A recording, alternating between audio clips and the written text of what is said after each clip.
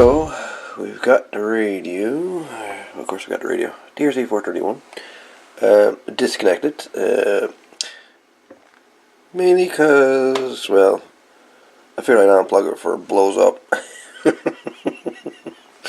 You never know. Fire hazards, yeah, never a good thing to be plugged in, so yeah, we're gonna fix that problem. As soon as we fix some other problems. It seems to have. So anyways, let's have a little gawk on the inside of the TRC-431 and see what makes her tick. Or not. So here we are, the inside of a TRC-431. So yeah, so let's see, the first thing that is out of place would be this capacitor back here, yeah, this one, yep, with completely uninsulated wiring, yep, it's always a good sign, yep, always a good sign, that is, always, yep, see that, no insulation, whatsoever. That's always an awesome sign, that is, yeah. So anyway, yeah. So the next problem, yeah, would be with the power supply. Yeah. So let's have a look at the electric tape special. Yeah, you're gonna love the electric tape specials, and yeah, this is definitely one of them. What in the hell is hiding underneath that, do I dare ask? Holy Jesus. God knows what's under that lump. And then we've got another lump of tape here. I'm like, what the hell?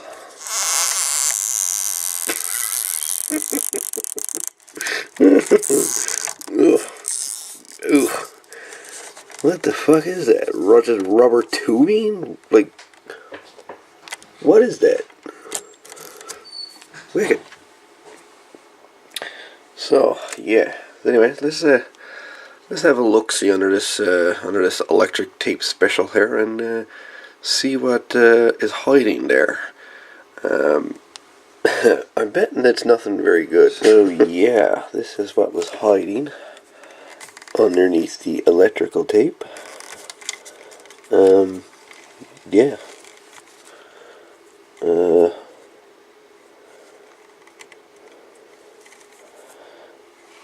Yeah, that's no alarm for a fire hazard, eh? Not tall, huh? Bare wire? Nah, just fine, sure. You don't need to mind bare wire everywhere. It doesn't matter. It's like this is on the black one and black wire. Yeah.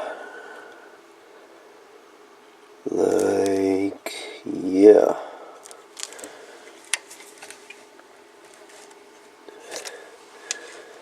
Holy moly. Yeah. Yeah. This is, intriguing.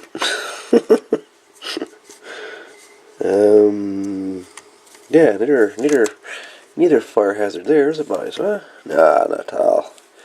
Yeah, that's gotta be fixed. Whatever that collaboration is, that's going to be,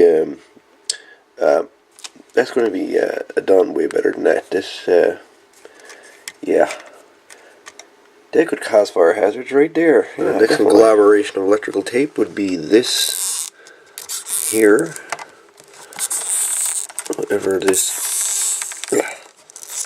is hiding.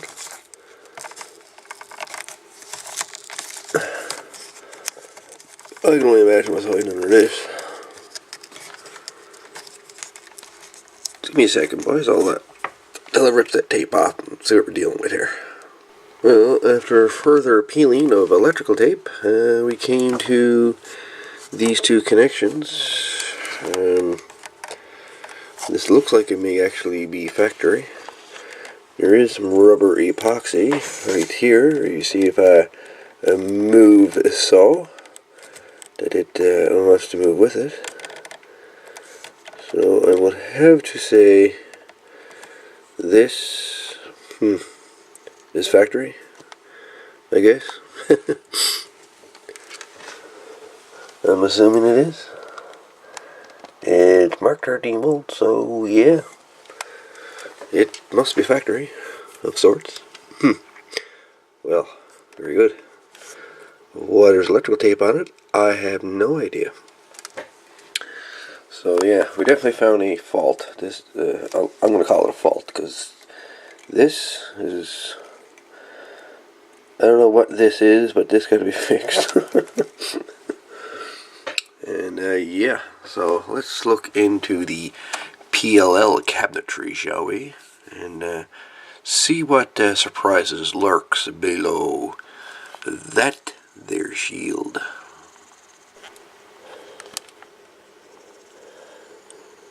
And there we go. The cover has been removed. The PLL is what? It is a UPD 861 Charlie. And yeah, from what I see here, it doesn't appear to be disturbed, not on this side anyways. Seems to be, ooh, what's this? What's this down here I see?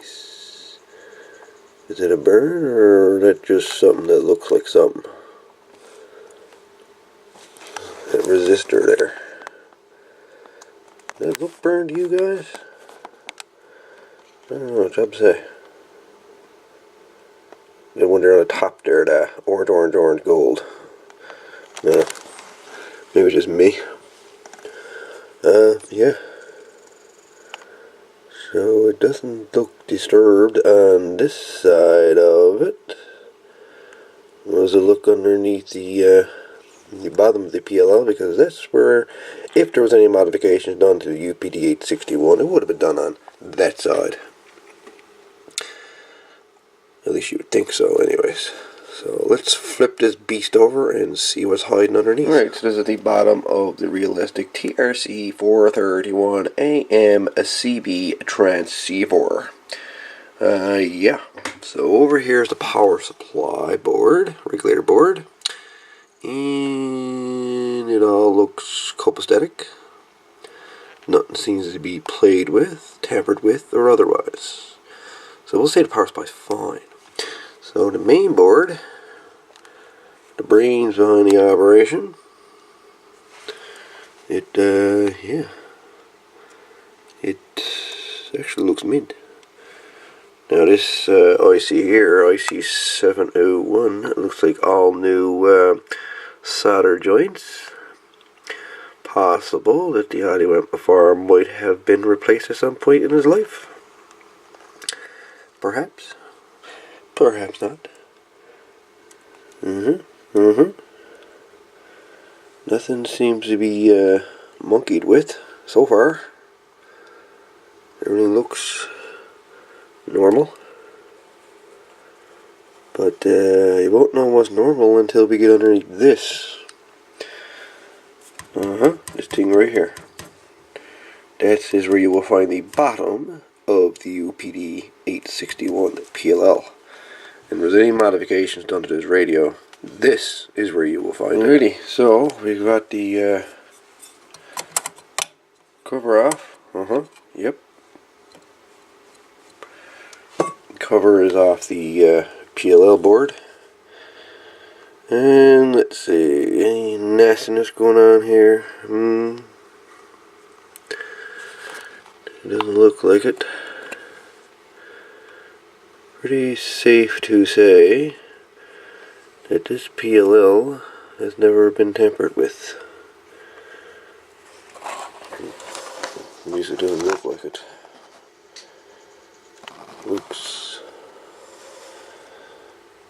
Looks fine to me.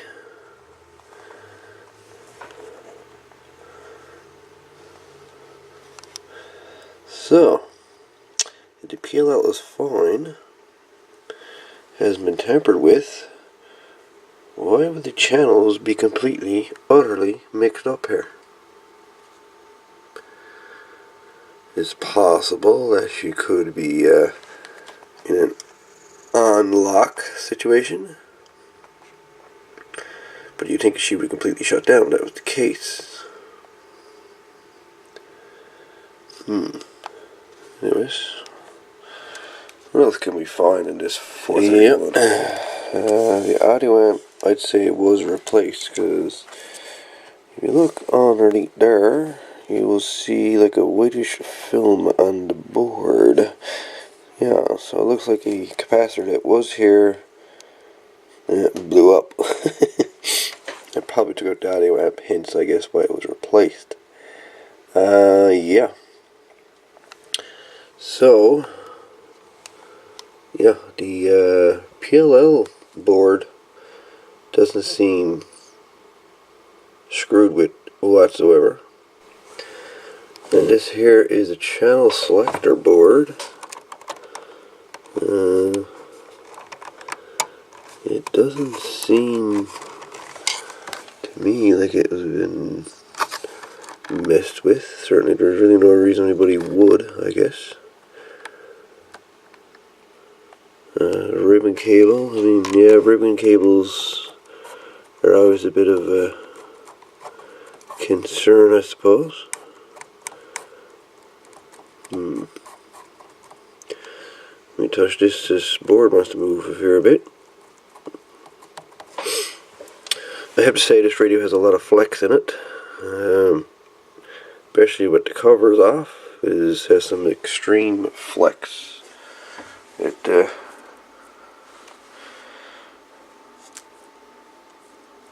whole thing, circuit board and everything moves on this.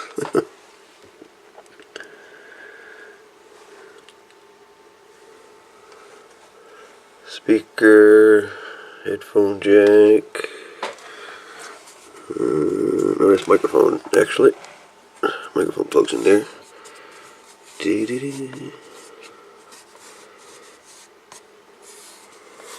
You got the meters. More electrical tape. So the meters have been replaced. The lights, I should say. More tape there. So that bulb was replaced at some time's life. I haven't seen anything out of the whack here. Everything seems to be copacetic. The radio uses 3 different crystals to get its frequencies. You got a 9.765, you got a 10240, and you got an 11596 over there. And there's your VCO block right there. The VCO block right there. Oop, zoom out. There we go. Doesn't look like it was disturbed. VCO could just need a tweak. VCO could be out of lock, which causing the radio to act right weird. It happens. But yeah, other than that, she looks pretty normal. So I guess first thing we'll do, I suppose, is see if we can get her back on frequency. Then we'll work on the volume control. And yeah, see if we can get some life out of this and replace that with a proper capacitor.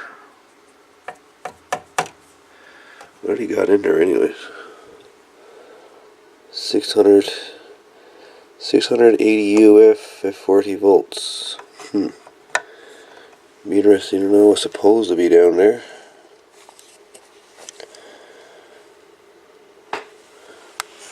What cap is that? Oh yeah, speaker output too. That is... What one is that, boy?